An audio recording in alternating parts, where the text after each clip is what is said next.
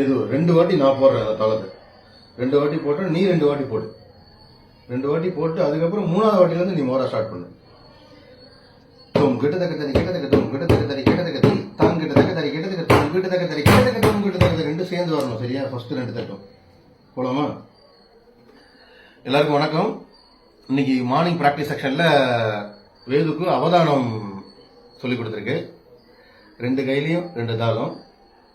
Left handle கண்ட சாப்பு, right handle கண்ட ஏகம். இதை நான் 2 வாட்டி நான் போடுறேன். அதை ஃபாலோ பண்ணி அவரும் போடுவார். இதை அவர் மோரா சொல்லுவார். போலாமா?